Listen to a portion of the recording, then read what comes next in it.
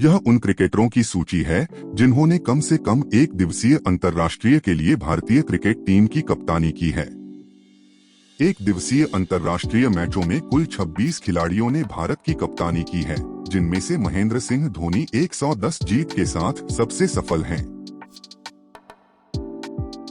भारतीय cricket team के पहले ओडीआई कप्तान अजीत वाडेकर थे, जो 1974 में कप्तान बने और कप्तान के रूप में सिर्फ 2 मैच खेले।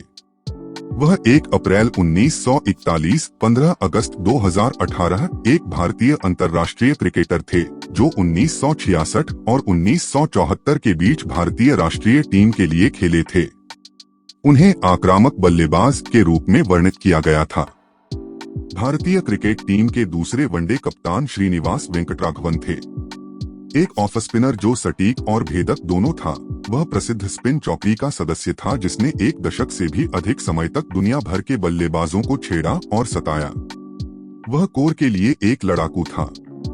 ऑफ स्पिनर के स्लॉट के लिए एएस प्रसन्ना के साथ प्रतिस्पर्धा करने के बाद वेंकट एक अस्वीकार्य स्थिति में थे, लेकिन वह एक गेंदबाज के रूप में सुधार करता रहा, एक उपयोगी पुछल्ले बल्लेबाज था, क्षेत्र रक्षक के रूप में एक उत्कृष्ट करीबी और एक चतुर कप्तान था। वेंकट का अंतर्राष्ट्रीय करियर, जो अपने पूरे खेल के दिनों में बहुत फिट रहे, फरवरी 1965 से सितंबर 1983 तक चला, जो किसी भारतीय खिलाड़ी के लिए सबसे लंबा था। भारतीय क्रिकेट टीम के तीसरे वनडे कप्तान बिशन सिंह बेदी थे। बेदी की कला की शुद्धता और पूर्णता पारखी का सपना था। वह गुड, मौन और घातक था, धोखे का स्वामी था, जिसने कार्रवाई में किसी भी प्रत्यक्ष परिवर्तन के बिना उड़ान, लूप, स्पिन और गति में विविधताओं को जोड़ दिया। उन्होंने बड़े दिल से गेंदबाजी भी की, गेंद को भरपूर हवा देकर बल्लेबाज को ऊपर से हिट करने की चुनौती दी और अपने करियर के अधिकांश समय में लगातार विकेट लेने वाले गेंदबाज रहे। उन्होंने 1560 प्रथम श्रेणी विकेटों के साथ समाप्त किया, किसी भी अन्य भारतीय गेंदबाज से अधिक। अनंत ज्ञान रखने वाले एक उदार व्यक्ति, खेल के लिए उनका उत्साह और जुनून अभी भी कम नहीं हुआ है। हालांकि आधुनिक खेल के विभिन्न पहलुओं के प्रति उनका गुस्सा कभी कभी उन्हें कड़वाहट की लाइलाज बीमारी का शिकार बना देता है। भारतीय क्रिकेट टीम के चौथे वनडे कप्तान सुनील गावस्कर थे। महामहिम अब तक के सबसे महान सलामी बल्लेबाजों में से एक थे और निश्चित रूप से सबसे सफल भी। उनका खेल लगभग पूर्ण तकनीक और एकाग्रता की विशाल शक्तियों के आसपास बनाया गया था। एक अधिक सुंदर रक्षा की कल्पना करना कठिन है, वस्तुतः अभेद्य। इसने अर्जित करने के लिए सबसे कठिन विकेटों में से एक बना दिया। सबसे अधिक टेस्ट शतकों के उनके रिकॉर्ड को सचिन तेंदुलकर ने पीछे छोड़ दिया था, लेकिन अकेले आंकड़े भारत के लिए गावस्कर के सही मूल्य को प्रकट नहीं करते हैं। उन्होंने भारतीय क्रिकेट के लिए सम्मान अर्जित किया और उन्होंने अपने साथियों को व्यावसायिकता का गुण सिखाया। भारतीय क्रिकेट टीम के 5वें वनडे कप्तान गुंडप्पा विश्वनाथ थे। उनका स्ट्रोक प्ले, विशेष रूप से लंबरजैक मजबूत कलाई के साथ लेटकट निष्पादित, किसी दिव्य से कम नहीं था। वह गति और स्पिन के खिलाफ समान रूप से निपुण थे। तेज गेंदबाजों के खिलाफ गेंद पर इंतजार करना और स्पिनरों के खिलाफ टिमटिमाते फुटवर्क का उपयोग करना, और वह तब अच्छा आया जब यह वास्तव में मायने रखता था। हालांकि आंकड़े इसे व्यक्त नहीं करते हैं। विशी 1970 के दशक की भारतीय टीम के लिए सुनील गावस्कर की तरह ही महत्वपूर्ण थे। 1969 से 70 में पदार्पण पर अपने शतक से ही उन्होंने किसी भी अन्य भारतीय बल्लेबाज की तुलना में विकेट गिरने पर बेहतर प्रदर्शन किया। भारतीय क्रिकेट टीम के छठे वनडे कप्तान कपिल देव थे। वह भारत के सबसे महान तेज गेंदबाज थे और उनके सबसे महान तेज गेंदबाजी ऑलराउंडर थे। यदि वह किसी अन्य समय में खेले होते, उस समय नहीं जब इमरान खान, इयान बॉथम और रिचर्ड हैडली समकालीन थे, तो उन्हें निश्चित रूप से दुनिया के सर्वश्रेष्ठ ऑलराउंडर के रूप में पहचाना जाता। किसी भी मामले में उन्होंने सुनील गावस्कर और सचिन तेंदुलकर से आगे 2002 के दौरान भारत के सदी के क्रिकेटर के रूप में चुने जाने के लिए पर्याप्त किया।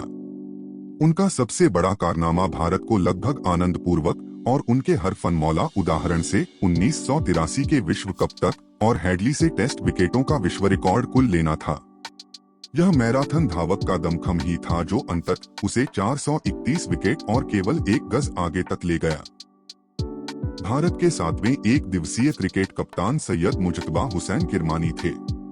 किरमानी चुपचाप कुशल कार्यकर्ता चींटी थी जिसने भारत के लिए स्टंप के पीछे तेजतर्रार फारूक इंजीनियर की जगह ली और उनका सबसे बड़ा विकेटकीपर बन गया।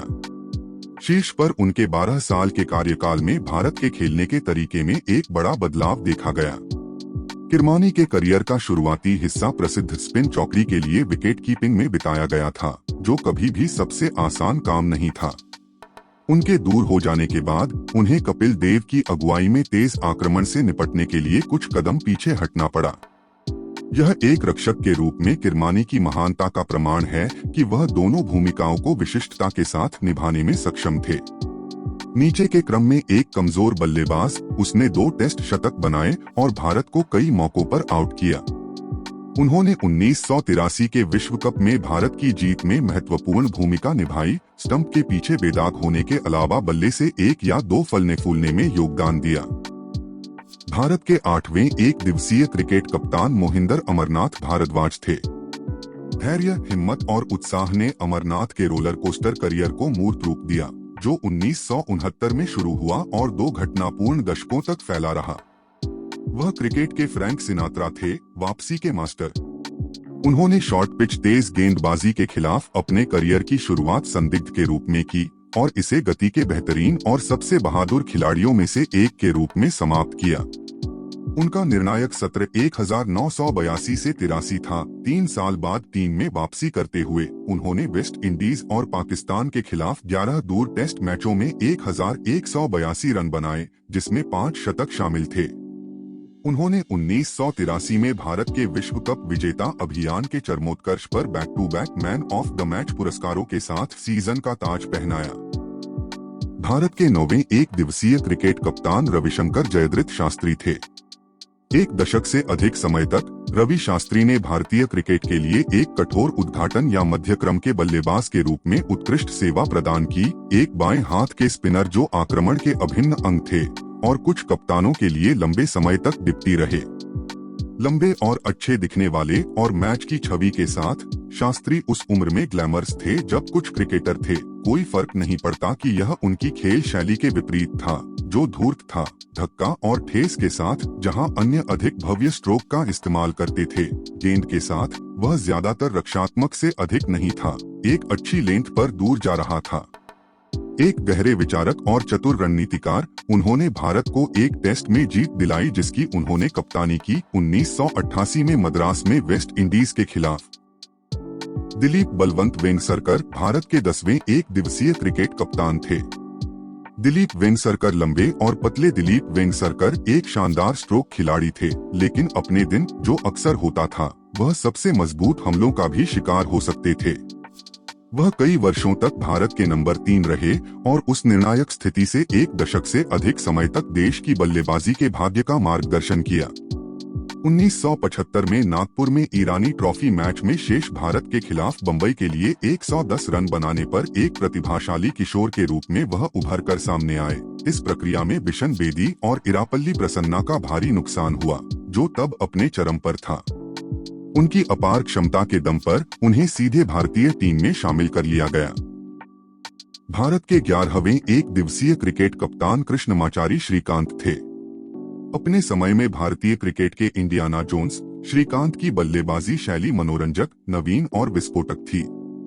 वास्तव में उनका दृष्टिकोण ताजी हवा के झोंके के रूप में आया और अप्रत्याशित रूप से नहीं, वह एक महान भीड़ खींचने वाला था। मुश्ताक अली के सांचे में ढाला गया एक तेजतर्रार सलामी बल्लेबाज, श्रीकांत निडर पुलिंग, हुकिंग और ड्राइविंग से दुनिया के सबसे मजबूत और सबसे डरावने हमलों को नष्ट कर सकता है। एक अच्छी नजर और सुपर क्विक रिफ्लेक्स के साथ उपहार में दिए गए श्रीकांत के चकमा देने के तरीकों ने जल्दी ही चयनकर्ताओं की नजरें खींच लीं और उन्होंने 21 साल की उम्र में अंतर्राष्ट्रीय क्रिकेट में पदार्पण किया।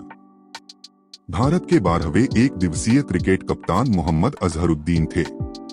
जिन लोगों ने इस सर्वोच्च बल्लेबाजी कलाकार को अपने चरम पर देखा है, वे उसे कभी नहीं भूलेंगे। टेढ़ी मेढ़ी कलाई विलो के एक पतले टुकड़े को जादूगर की छड़ी में बदल देती है। अजहर का लेग साइड प्ले हीर अब्बास और ग्रेग चैपल की याद दिलाता था, हाउस पेंटर्स के बीच एक माइकल एंजेलो। बाद के वर्षों में उन्होंने अपने ऑफसाइड प्रदर्शनों की सूची का विस्तार किया और आधुनिक युग में खेली गई कुछ बेहतरीन पारियों को संजोया। 1990 में लॉर्ड्स में उनकी 121 पारियां देवताओं के लिए एक थीं। उनकी तकनीक शॉर्ट स्टफ के खिलाफ संदिग्ध थी, एक कमी जिसे उन्होंने सहज स्ट्रोक प्ले के माध्यम से दूर करने की कोशिश की, कभी कभी टीम की स्थिति के लिए घोर उपेक्षा के साथ। कप्तान के रूप में अजहर को ऑर्डर टू ऑर्डर घरेलू पिचों पर जबरदस्त सफलता मिली, जबकि अपने करियर के अंत तक वह मैदान में बेजोड़ थे, चाहे कवर की तलाशी लें या स्लिप में कैच थमाएं। उन्होंने 1984 से 85 में इंग्लैंड के खिलाफ अपने आगमन की घोषणा की, अपने पहले 3 टेस्ट में 3 शतक के साथ, एक ऐसा कारनामा जो कभी मेल नहीं खाता था, जबकि उनकी आखिरी टेस्ट पारी में भी उन्होंने शतक लगाया था। भारत के 13वें एक दिवसीय क्रिकेट कप्तान सचिन रमेश तेंदुलकर थे।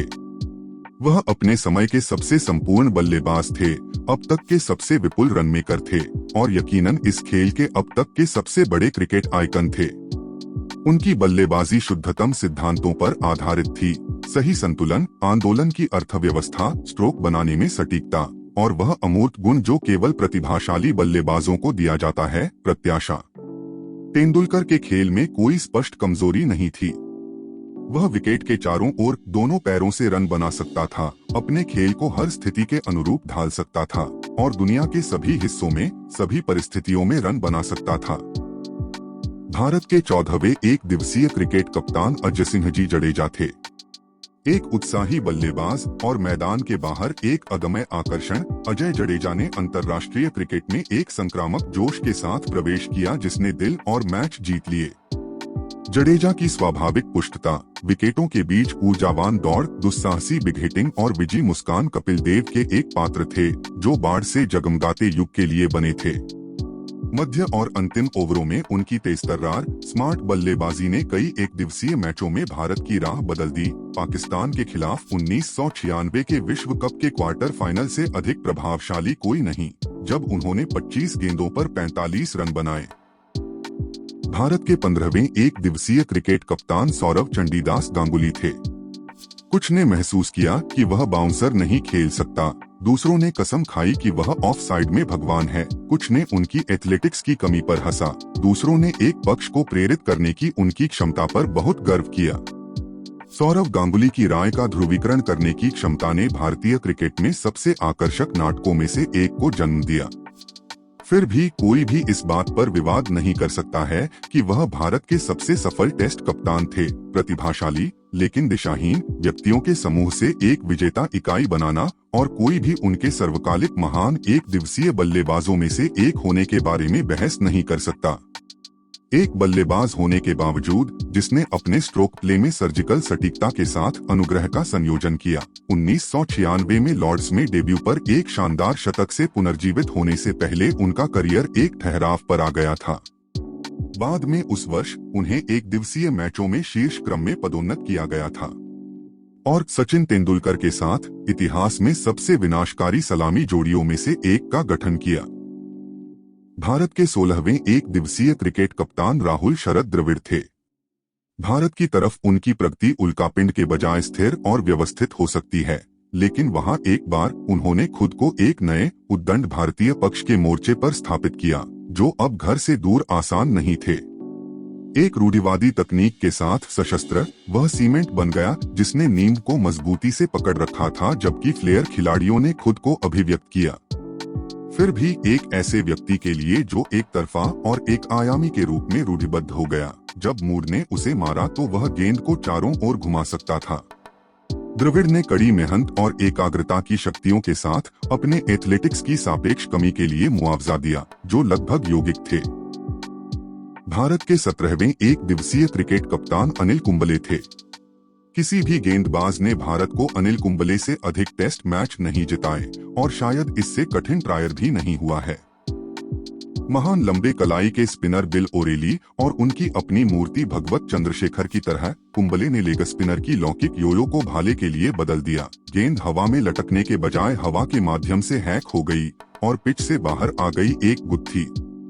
इस पद्धति ने उन्हें आश्चर्यजनक सफलता प्रदान की, विशेष रूप से भारतीय धरती पर, जहां उनकी डिलीवरी एक दरार के कमजोर संकेत पर पानी के पैकेट की तरह फट गई। कुंबले ने एक शानदार, हालांकि अक्सर खराब करियर के रूप में लगभग हर भारतीय रिकॉर्ड का दावा किया। 1999 में दिल्ली में उन्होंने पाकिस्तान के खिलाफ एक पारी में सभी 10 विकेट चटकाए। दिसंबर 2001 में बेंगलोर में घरेलू मैदान पर वह 300 टेस्ट विकेट लेने वाले भारत के पहले स्पिनर बने। एक साल बाद लगभग उसी दिन वह एक दिवसीय मैचों में ऐसा करने वाले पहले खिलाड़ी बन गए।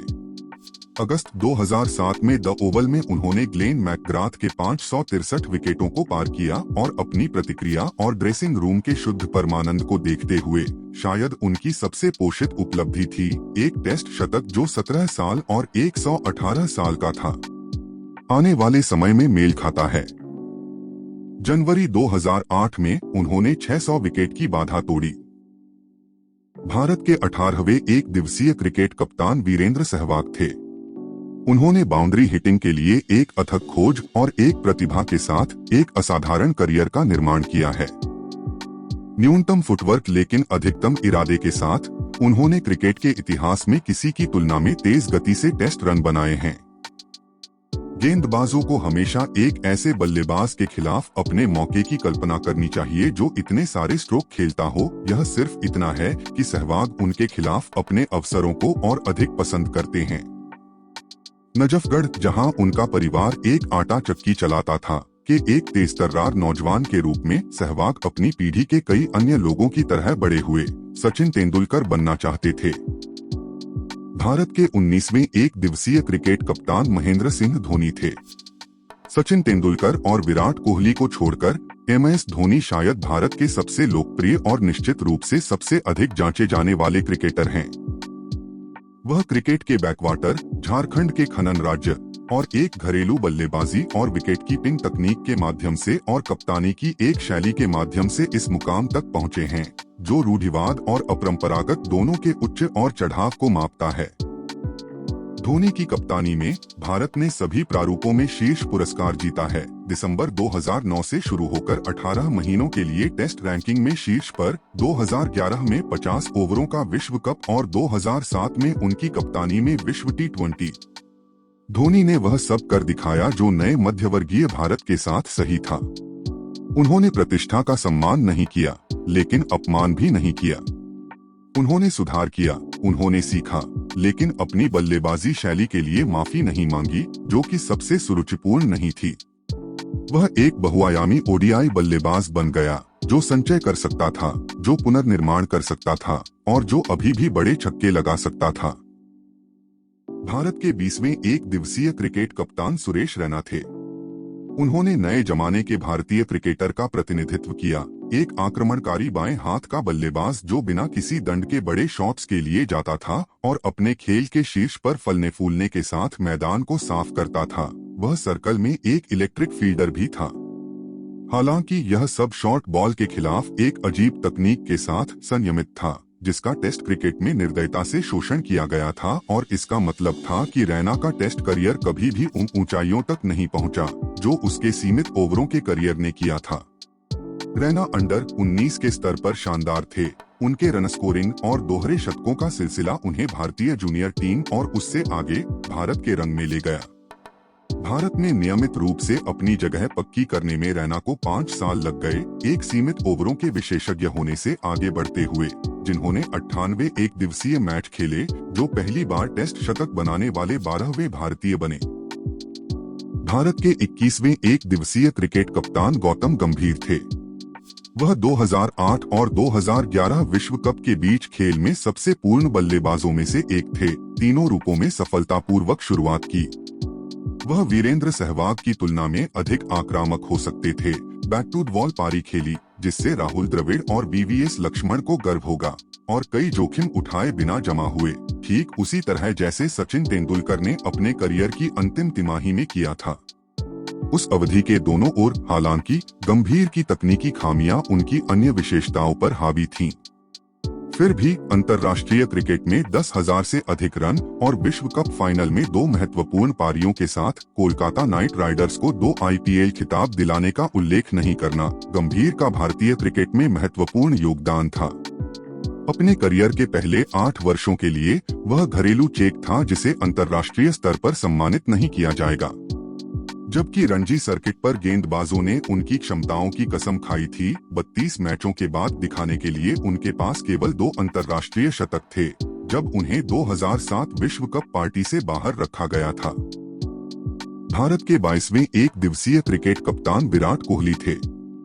भारत ने दुनिया को कई महान क्रिकेटर दिए हैं, लेकिन शायद विराट कोहली जैसा महत्वाकांक्षी कोई नहीं। अपनी महत्वाकांक्षा को पूरा करने के लिए कोहली ने सचिन तेंदुलकर की तकनीकी दृढ़ता और फिटनेस का इस्तेमाल किया, जो न केवल क्रिकेटरों बल्कि दुनिया के शीर्ष एथलीटों की लीग में था। नतीजतन कोहली अपने समय के सबसे सुसंगत ऑल फॉर्मेट संचायक बन गए, जिससे जबरदस्त पीछा करना आसान हो गया और अपने शब्दों में रन बनाने का सबसे सुरक्षित संभव तरीका खोज लिया। उनमें से बहुत सारे यह महत्वाकांक्षा उनकी कप्तानी में मूल रूप से स्थानांतरित हो गई। उन्होंने अपने गेंदबाजों से अधिक विशेष रूप से तेज गेंदबाजों की मांग की, गेंदबाजी की गहराई के लिए अक्सर एक बल्लेबाज की बलि दी और भारत को टेस्ट रैंकिंग में नंबर 1 पर लंबे समय तक रहने और पहली बार श्रृंखला जीतने के लिए प्रेरित किया। ऑस्ट्रेलिया में वह अंत में भारत के सबसे सफल टेस्ट कप्तान बनने की राह पर हैं। भारत के 23वें एक दिवसीय क्रिकेट कप्तान अजिंक्य मधुकर रहाणे थे। अजिंक्य रहाणे मुंबई के शीर्ष क्रम के बल्लेबाज हैं, जिन्होंने अपने दूसरे रणजी सत्र में 1089 रनों के साथ मुंबई की 38वीं खिताबी जीत में महत्वपूर्ण भूमिका निभाई थी। केवल 11 खिलाड़ियों ने एक रणजी सीजन में 1000 रन बनाए हैं और यह उनके प्रयास को परिप्रेक्ष्य में रखता है। मुंबई रणजी टीम में रहाणे की प्रगति एक स्वाभाविक थी। उन्होंने सभी उम्र के स्तरों पर उनका प्रतिनिधित्व किया था और हमेशा मुंबई के संभावित खिलाड़ी के रूप में देखा जाता था। उनके बम्पर रणजी सीजन के बाद 2007-08 दलीप ट्रॉफी में प्रभावशाली प्रदर्शन हुआ, जहां उन्होंने इंग्लैंड लायंस के हमले के खिलाफ 172 रन बनाए, जिसमें Graham onions, Monty Panesar, Steve किर्बी और लियाम प्लंकेट शामिल थे। उन्होंने रणजी ट्रॉफी के 2009 से 10 और 2010 से 11 सीजन में 3-3 शतक लगाते हुए घरेलू क्रिकेट में रन बनाना जारी रखा। ऑस्ट्रेलिया में इमर्जिंग प्लेयर्स टूर्नामेंट में 2 शतकों ने उन्हें 2011 में इंग्लैंड के दौरे के लिए भारत ODI टीम में जगह दी। भारत के 24वें एक दिवसीय क्रिकेट कप्तान रोहित गुरुनाथ शर्मा थे।